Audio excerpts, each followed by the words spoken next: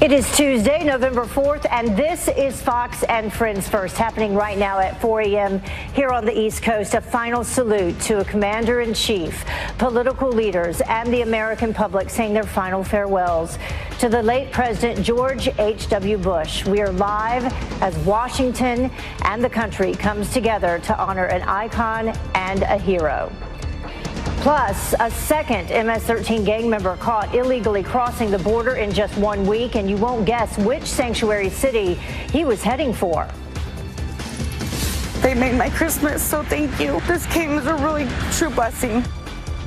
And Christmas comes early. Every single gift on layaway, $45,000 worth paid off by a Secret Santa. The story that will make your morning as Fox and Friends First starts right now.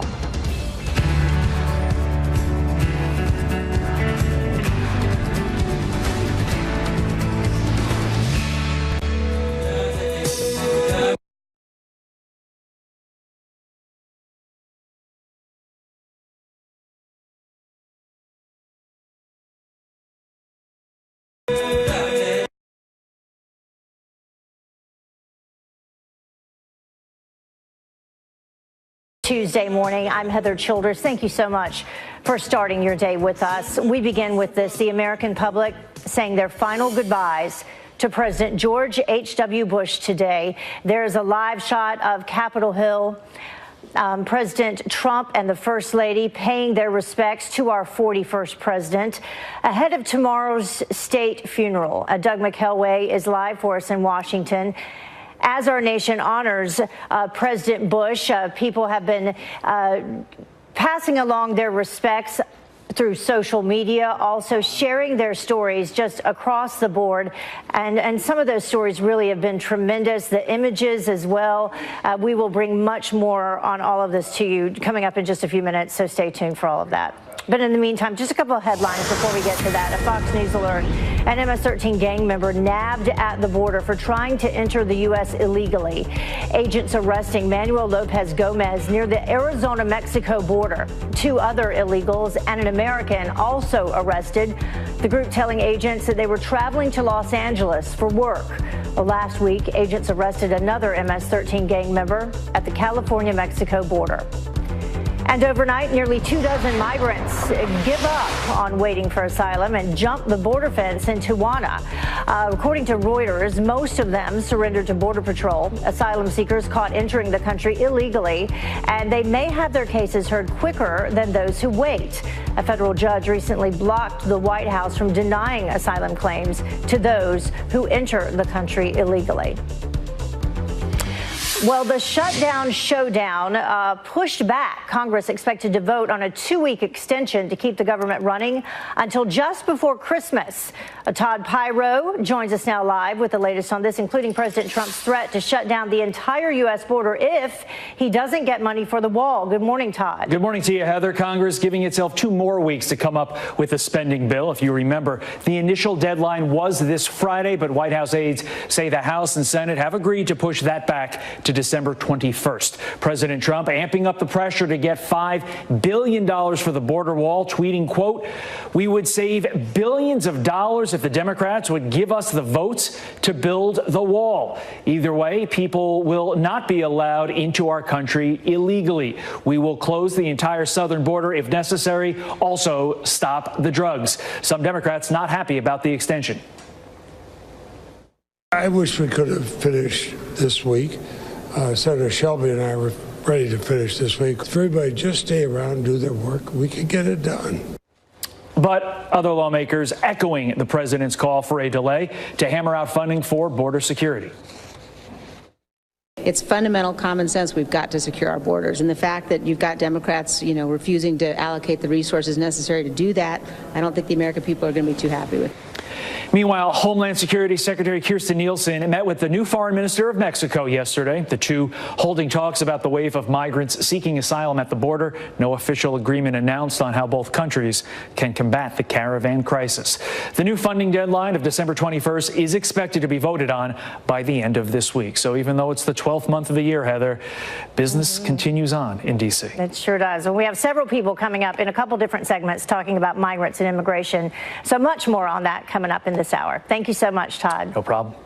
Well, Congress once again delays a decision on the border, giving Democrats another opportunity to blame President Trump. Former acting ICE Director Tom Homan has witnessed the crisis, except his border visits weren't publicity stunts. And he says the critics could not be any more wrong. The president's doing his job. He's protecting our border. He's securing the border. He's protecting America. He's protecting the sovereignty in this country. And you know what? He's doing a damn good job at it. And anybody who doesn't recognize that is ignoring the facts. So this congressman, rather than being a political stunt she did, ought to be sitting her butt in Washington, D.C. and fixing the loopholes that caused this caravan to even happen. I've worked for 6 presidents. I respect them all. But no one's done more for border security and public safety and protecting the sovereignty in this country than President Trump. I agree we need to stand behind him. We need to build that wall. But that needs to come first. Border security needs to come before rewarding people for illegal behavior. Well, Homan was also responding to Democratic Congresswoman Pramila Jayapal, who slammed the president's stay in Mexico policy after her visit to Tijuana last weekend. Well, back to our top story, the American public saying final goodbyes to President George H.W. Bush today. Let's go back to Doug McKelway, who is live in Washington for more on those tributes. Hi, Doug. Good morning to you, Heather. The body of President George H.W. Bush will lie in state in the Capitol Rotunda through tomorrow morning. It is open to the public, has been open to the public. In fact, all night long, the crowds, as you would imagine, were relatively sparse in the wee hours. But there was one unexpected pair of visitors. President Donald Trump and First Lady Melania entered the rotunda. The president saluted. Melania placed her hand over her heart. They bowed their heads and said a prayer. No words spoken in the then largely empty rotunda. Earlier in the afternoon, some very, very touching speeches from leaders of the executive branch in both houses of Congress. While he was known as the quiet man, it was not for lack of nerve or daring. For in all of his 94 years, President Bush never lost his love of adventure. And he never failed to answer the call to serve his country. Today, this hero has returned to the Capitol a final time. He kept us flying high and challenged us to fly higher still. And he did it with modesty and kindness. As Americans, we have no more solemn duty than laying a great patriot to rest. To the Bush family, on behalf of the whole House, Republicans and Democrats, we are profoundly sorry for your loss, and we are honored to celebrate this wonderful life with you. President Bush's body will lie in state until tomorrow morning at 10 a.m. when it will be then transported to the National Cathedral for the official state funeral, which commences at 11 a.m. Then on Thursday, the body transported back to Houston, Texas, lying in repose at St. Martin's Episcopal Church for the better part of the day before a burial and private ceremony at the George H.W. Bush Presidential Library in Houston. Back to you, Heather. All right, Doug McKelway joining us live. Thank you so much, Doug. Well, let's take a look at some business news. The Dow surging 287 points after President Trump announced a trade truce with China. Meanwhile, the S&P 500 up 30 points. Its best start in December in 8 years. That's according to MarketWatch. President Trump and the Chinese president agreed to a 90-day pause on new tariffs while meeting at the G20. And Senate Majority Leader Mitch McConnell slamming Senator Jeff Flake for pushing a bill to protect special counsel Robert Mueller. Has 2 problems. One, it's blatantly unconstitutional. Number 2, the House would never pass it.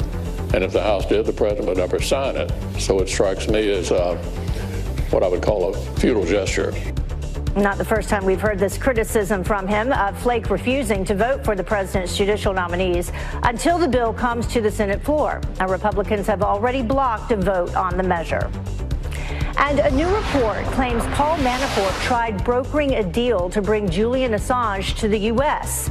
The New York Times reporting that the former Trump campaign manager met with the incoming president of Ecuador in 2017. The report claims that Manafort promised financial incentives in exchange for the WikiLeaks founder. Assange was granted asylum by Ecuador's London embassy in 2012. Manafort faces more than 10 years in prison on unrelated fraud charges. And more legal troubles tied to WikiLeaks. Conservative writer Jerome Corsi telling Fox News that the special counsel tried to force him to lie as they looked into whether he and political advisor Roger Stone knew about WikiLeaks' plans to release Clinton campaign emails. He just filed a formal complaint against Robert Mueller. They wanted me to be the key link between it was going to be me, Roger Stone, to me, to Julian Assange.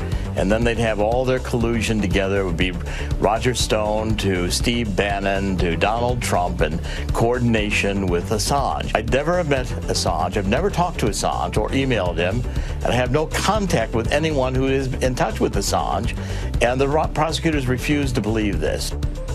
Of course, he does not believe that he lied to the special counsel. He wants the Mueller team to be removed and investigated. Well, how about some football? The Washington Redskins lose their starting quarterback again. Colt McCoy out for the season after breaking his leg on Monday Night Football just 2 weeks after Alex Smith broke his leg. Washington didn't fare much better on the scoreboard. Wentz looks left on the slant and into the end zone. The Philadelphia Eagles getting the best of division rival Washington, 28-13. A little acrobatics going on there. Well, the time now is about 11 minutes after the top of the hour, and a terrifying crash caught on camera. A state trooper hit by a spinning, out-of-control car moments before shoving a man out of harm's way, potentially saving his life. Wait until you see this. And coming to the table, if Mexican leaders can talk about the caravan crisis with the Trump administration, why can't Congress do the same? We'll debate it coming up next.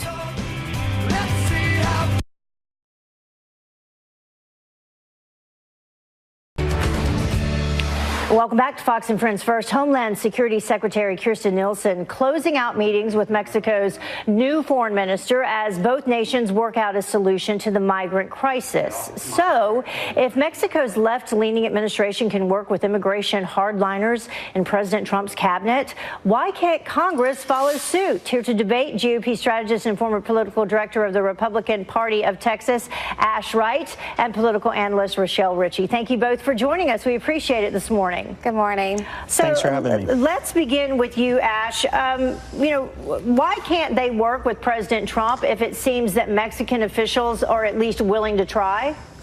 Well, I mean, look, frankly, they just don't have the votes to get any real meaningful legislation done. At the end of the day, several members are leaving. They don't want their records to be known as their last vote was based on the border wall for President Donald Trump. Democrats have little to no motivation to compromise with them. They've offered the $1.6 billion, but that doesn't include the border wall.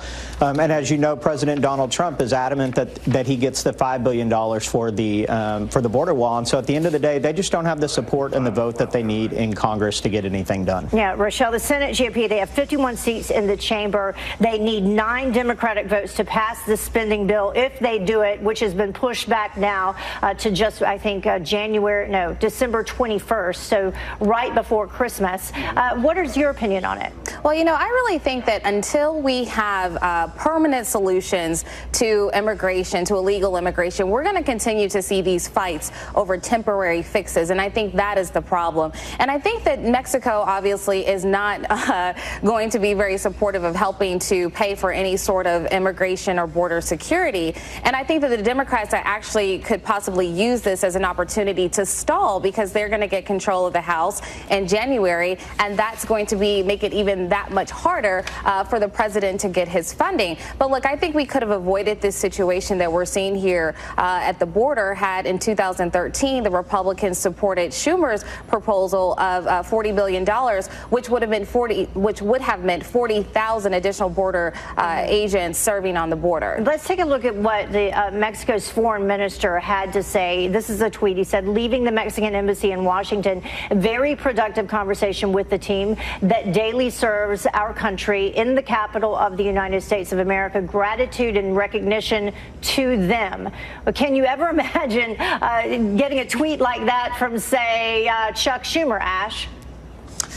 No, absolutely not. And I think that's part of the new administration's plan in Mexico is to try to work and be productive with America. As as we look at it, 81% of all Mexican exports are to the U.S., and so part of their struggle in this is that they cannot ruin their relationship with Donald Trump so early in their administration because he holds a lot of economic power over that country. And so it makes sense for them to want to be at the table and want to discuss it with President Trump. And, I think that will continue over the next several months with the New Mexican government. Yeah, Rochelle, a couple things they've said. They've indicated that they're prepared to find jobs for Central American migrants at factories near the border, also on infrastructure projects in the South. Something they're not, they've actually apparently ruled out is this safe third country option, which would be an arrangement with the Department of Homeland Security. They prefer that here, we do, which would require migrants to seek asylum in Mexico instead of the U.S. You know, Heather, I really think that the issue here is that these people should not have to flee their homes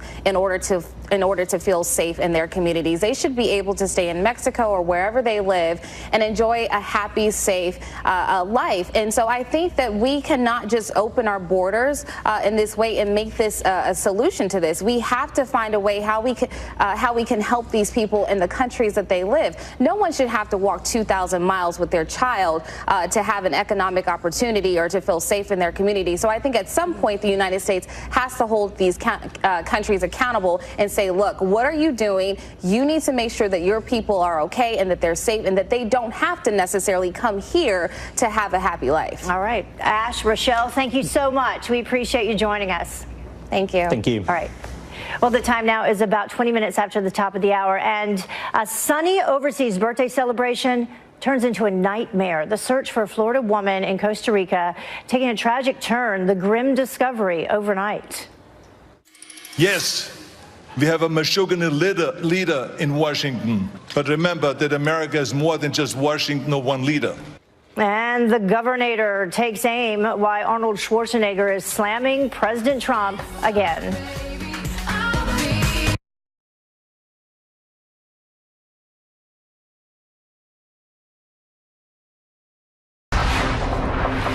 Well, new overnight, officials find a body near an Airbnb where a Florida woman vanished. Officials in Costa Rica now working to identify the body. Fox News correspondent Robert Gray explains how a birthday vacation turned into a nightmare. It was supposed to be a 36th birthday trip to Costa Rica, but the birthday girl went missing. She checked into her flight, but she never got on the plane. Carla Stefaniak was traveling with her sister-in-law, April Burton, but Burton decided to cut her trip a day short, leaving Stefaniak in the Central American country alone.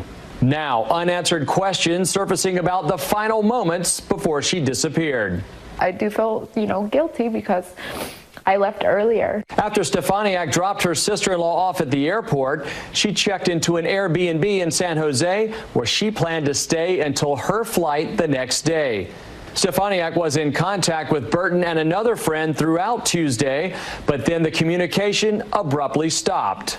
The Airbnb owner told the family she was last seen getting into an Uber with her luggage Wednesday at 5 a.m. However, Uber records don't show evidence of this ride. And on Monday, authorities found a decomposing woman's body behind the Airbnb property, partially buried in plastic bags. Blood was also found in the room where she was staying. You can imagine what we are feeling. You can't. Her mom is absolutely devastated. She can't speak. At this time, officials have not identified the body as Stefaniak's and are waiting on autopsy results. In Los Angeles, Robert Gray, Fox News. And we'll follow that story for you. But another headline, an alligator caught with a sneaker in its mouth after attacking a man at a retirement community. The 85-year-old bitten by the nearly 10-foot beast steps away from his home. This happened in Lakeland, Florida. Officials say the gator grabbed his foot and then dragged him into some nearby woods. That man now in stable condition. A trapper will remove that gator. Very lucky. And surveillance camera footage catching this horrific moment that a small plane crashes into a building. Watch as the plane skids on the ground and then smashes into the building and bursts into flames in Fort Lauderdale. Both people in that plane They are dead. One person inside the building, which houses a center for autistic children, is injured. The cause of the crash is still under investigation. And then take a look at this shocking video. An out-of-control car hits a state trooper, sending him flying through the air. That trooper investigating another crash near West Palm Beach when the car seemingly just came out of nowhere. You can see him pushing a man to the side to try to save him. The trooper is seriously injured. It's unclear if the driver will face charges. Well, the time now is about 26 minutes after the top of the hour, and message received. Thousands of people violently protesting tax hikes in Paris get their wish. The major announcement expected today. And they're in the country illegally and living off your hard-earned money. A brand new study showing that millions of non-citizens are cashing in on welfare. Republican strategist Ned Ryan says that American taxpayers can't afford this anymore. And he is here live to talk about it. Good morning.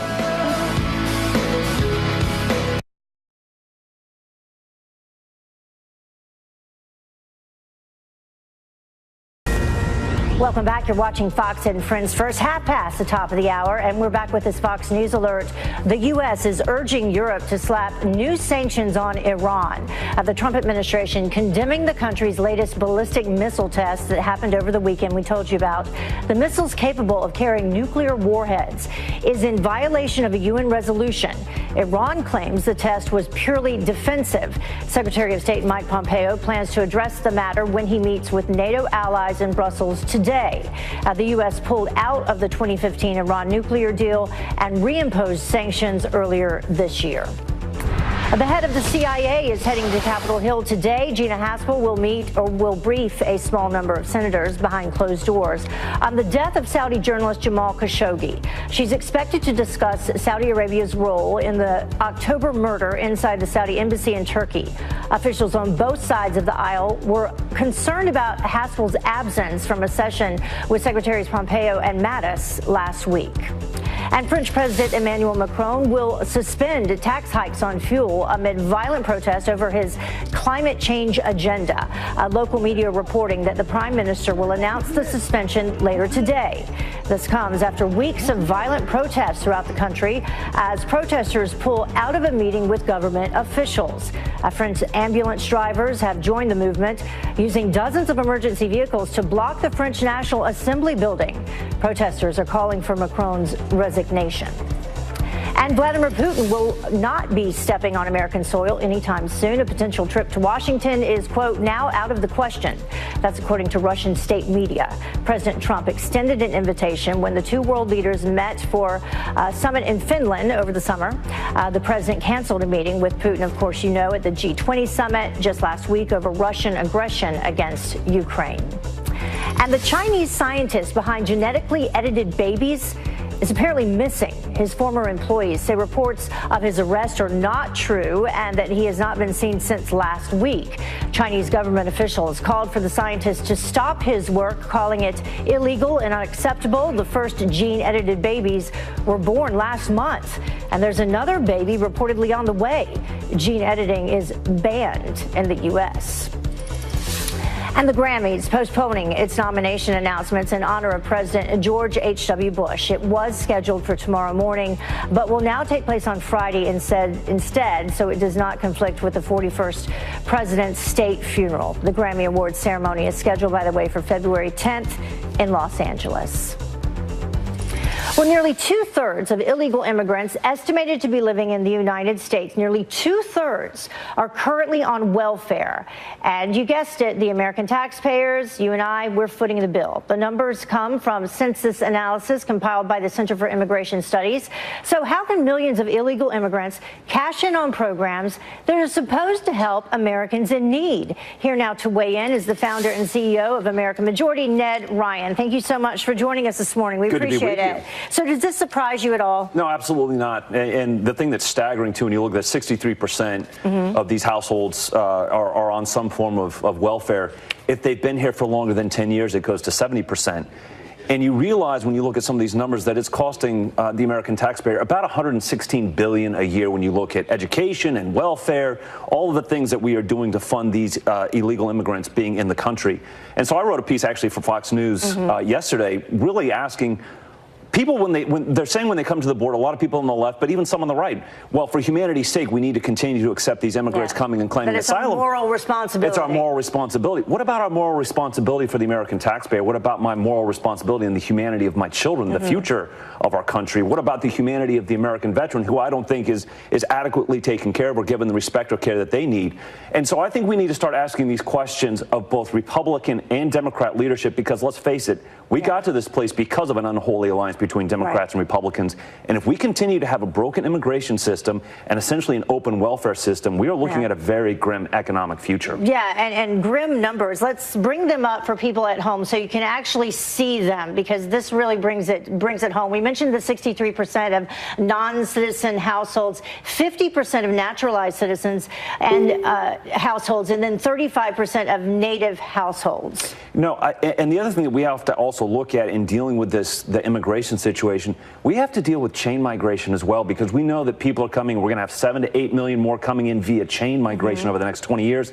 By a 2-to-1 advantage, they favor the Democratic Party. You know why? Because they want more welfare programs. So you see people coming, not necessarily to work. They're not coming for economic opportunity, but to partake in our welfare system, which, of course, the American taxpayer is funding. Right. And I think one of the questions that elected officials and we need to start asking is, what happens when mass automation truly hits and we're allowing a lot of low-skilled and unskilled workers into the country? They're either going to be thrown out of work, put into the streets, riots, violent protests, or we're going to have to put them onto our social welfare systems. And the only way that we fund those are by life-crushing draconian taxes for you and me and for our children. And then at that point, it's not a free society. We're working for the government. Yeah, well, you don't want to see protests like we've seen in Paris over the past couple of weeks, and especially this weekend. Let's take a look at what President Trump had to say.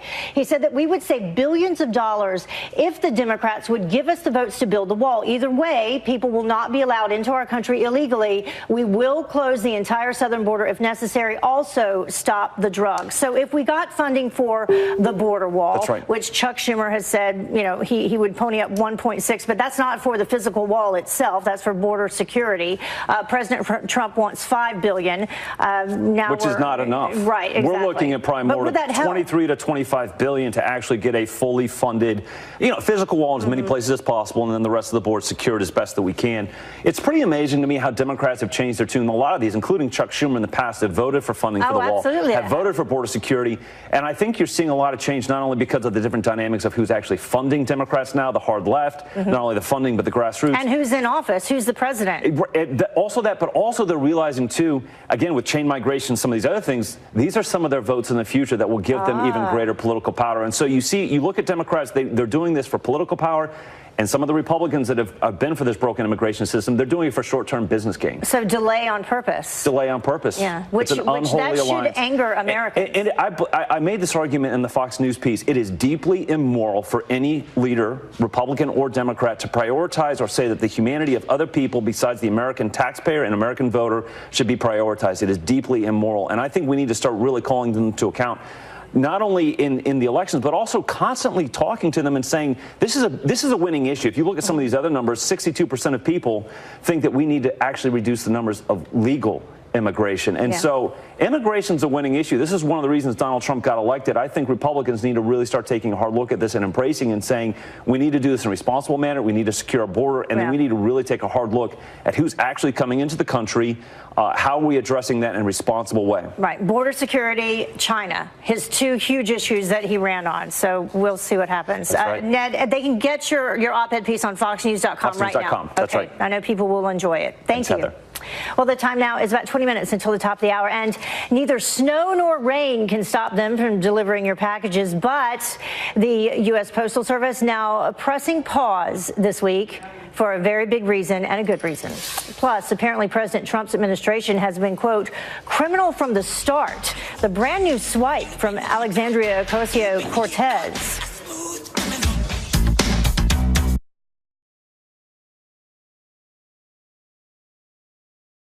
New York City right now. Lying, pomposity, smugness, and groupthink. Got it. I got it down. Pat. You got it, man. All right. Thank you. And welcome to this busy breaking news Hannity tonight. We start with a Fox News alert. Moments ago, President Trump visiting the Capitol Rotunda to honor former President Herbert Walker Bush, who will lay in state there until Wednesday. Tonight, we will remember the life, the legacy of the 41st President of the United States, George Herbert Walker Bush. President Bush was a man devoted to his family, his country, to making this world a better, freer, safer place. A lifetime of incredible service. And we'll also have tonight my full interview with 41 from 2004. We'll also show you the very worst media coverage surrounding the president's passing. Pretty despicable. Plus, we have new developments in the Mueller witch hunt front. Some really bad news for Bill and Hillary Clinton. Also breaking news on anti-tax riots in Paris. And you will not believe what one teacher in New Jersey told kids about Santa. 5- and 6-year-old kids. If you have young kids, you may want to tune them out at that point. It will shock your conscience. We start tonight with our breaking news opening monologue. On his 18th birthday, George Herbert Walker Bush put off his impending college education. He enlisted in the United States Navy, becoming the youngest aviator in the Navy. It was 6 months after the Japanese attack on Pearl Harbor. In the following years, he flew dozens of combat missions all across the Pacific Ocean. After one such mission in 1944, his plane's engine was set ablaze by enemy fire, forcing him to bail out over the ocean. After being rescued several hours later by a U.S. submarine, Bush reportedly wondered, quote, "Why had I been spared, and what did God have in store for me?" As it turns out, God had a lot in store for George Herbert Walker Bush. He became successful in the oil business in Odessa, Texas, a U.S. congressman, the 10th ambassador to the United Nations, the chairman of the Republican National Committee, and also ambassador to China, the director of the CIA. He served 8 years as Ronald Reagan's loyal vice president, which was one of the most successful presidencies in history. And, of course, he was elected the 41st president of the United States. George H.W. Bush had one of the most notable resumes in the history of the U.S., but his personal life was even more impressive. Along with his beloved wife, Barbara, of 70-plus years, he was a parent to 6 children, including former president, a former governor. He was a grandfather to 17 and a great-grandfather to 8. Through it all, he never forgot the brave men and women in this country that protect us every single day, make everything possible, including in 2004 when he sat down for an interview with yours truly. Take a look. You know what touches me, Sean? I admit to living in somewhat of a cocoon as a former president, but I go out of my way to say hi to these policemen and the firemen there, and I'll tell you, the ones that I talked to, we're for your son. We're for the president. One of them whipped up the back of his lapel like that. It had a big George W. butt. These are the same guys that tell me they watch Fox News every night. Well, I'm sure I meet a lot of them too. They're good guys. But you know, these people are not elitist country club people. They're saving our lives with their service. Heroes. And when they say we're for the president, I'll tell you, I get very emotional about it.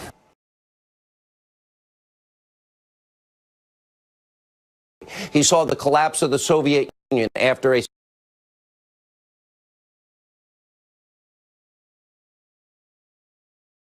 of Germany. He constructed, literally, and conducted the first Gulf War in response to Saddam Hussein's hostile actions and attempted takeover of Kuwait. And along with his predecessor, Ronald Reagan,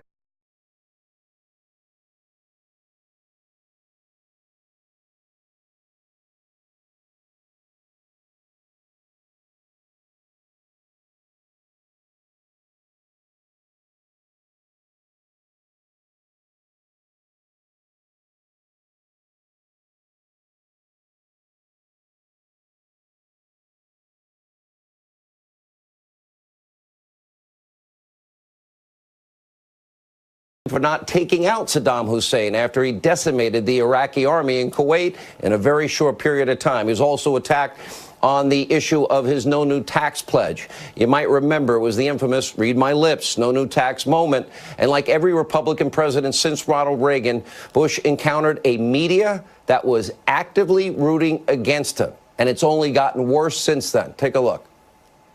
Can you explain how you were supposed to be you're an anti-terrorist expert. Iran was officially a terrorist state. You went around telling... Explain that, Dan. I wanted those... Mr. Vice President, the question is... out of there. But You've made us hypocrites in the face of the world. The president also got a chance to see a supermarket checkout scanner in action. Kind of seemed as though he'd never really seen one of those before, and the president said that he was amazed. The Bush campaign's really been a model in how you elect somebody who even his friends think is a weak national candidate. We find it's very steady work keeping up with Bush's lies. They do keep coming very thick and fast. Lying is something that comes to him alarmingly easily. It's something that he resorts to with, I think, a slightly worrying sort of skill. Now, what you saw there was only the tip of the iceberg. During his re-election bid, the New York Times reported that widely refuted. The New York Times included this fake story in its obituary of the president. Meanwhile, the so-called journalists at the AP, they couldn't hide their contempt for now the former president even passing away, tweeting, quote, George H.W. Bush, a patrician New Englander whose presidency soared with the coalition victory over Iraq and Kuwait, but then plummeted in the throes of a weak economy that led voters to turn him out of office after a single term, has died. He was 94. That tweet has since been deleted, but of course this is all part of a pattern, isn't it? The mainstream media viciously attacking any prominent Republicans, all while providing cover to all of their friends in the Democratic Party. Reagan was portrayed as a heartless monster the 8 years he was president. George Bush literally bashed for his speaking style, among other things. John McCain excoriated throughout the 2008 campaign as racist and worse. Mitt Romney called a sexist and misogynist because he wanted to hire women. Apparently, these attacks are just obviously completely disingenuous when you have the people die and all of a sudden they now like them. Like we saw with Senator McCain. Most in the mainstream media, they'll do a 180 after they excoriated him when he was running for president and treated him horribly, seemingly forgetting about their nasty coverage. A pattern to destroy people's names, their character when they're alive, and then create a veneer of bipartisanship, and then we'll say nice things about somebody when the person dies. It's so transparently phony. We've got the video evidence. Take a look. Hi there, I'm Stephanie Ruhle. Clearly a little broken up. Breaking that pledge showed the character and resolve of the man to do what he was persuaded was the right thing to do economically, even though he knew at the time that it might guarantee that he would be a one-term president. We are mourning something greater than one man in some ways. We are mourning an ideal because President George H.W. Bush was the last of the greatest generation. Such respect for the position, the institution of the presidency. What a special person, what a patriot, what a person of service to this country, and of just incredible decency. And an example, too, let's praise former President Bush, who the media was never nice to. Maybe we can use that to bludgeon Trump. And when the dust of partisanship settles, history will look back on 41 as an American hero. And when his country called George H.W. Bush, he answered that call. He answered the call in the Pacific at the ripe age of 18, like so many in his generation, including my own father. He answered the halls of our nation's bureaucracy as he entered that. He answered the call as the 41st president of this country. He did it as a father, as a husband, and now answers once again to his beloved Barbara Bush in heaven after they both had an amazing 73-year marriage. Our thoughts and prayers tonight go out to the entire Bush family. And over the years, I did have the opportunity to sit down with President Bush. We're going to play that interview coming up. Before we get to that interview, we first turn to a lot of breaking news. We start in France tonight, where tensions are very high after very violent protests against the French president, Emmanuel Macron, are taking place. This all started as a demonstration by France's Yellow Vest movement against the country's crippling gas tax designed to, quote, fight climate change. Now, this comes as gas prices in Paris are now already over $7 a gallon. Really insane. And so far across France, those protests have left 3 dead, hundreds wounded, over 400 have been arrested. As it turns out, I guess socialism, high taxes, and government-enforced climate shaming didn't exactly lead to societal euphoria. Instead of pushing a massive climate change agenda, well, it only puts a bigger burden on who? The working class people of France and anywhere else they use this. And while no one supports violence and destruction, Should we be surprised? This should serve as an important warning to everyone here in the U.S. We'll continue to monitor the latest. Also, new developments tonight as it relates to the Mueller witch hunt. Breaking today, according to a report from Michael Isikoff. Remember him? Robert Mueller is now tying off loose ends in a probe that appears, he says, to be coming to a close. This comes today as author and 72-year-old Jerome Corsi filed a criminal complaint against the special counsel, alleging that Mueller and his team of Democratic lawyers sought his false testimony. And by the way, laying out how, quote, Dr. Corsi has been criminally threatened and coerced to tell a lie and call it the truth. And Mr. Corsi explained on this show he rejected a plea deal because he refused to lie, because under oath and before God. Pretty courageous decision, given that he is 72 and literally threatened with what could be a life sentence in jail for not agreeing to test the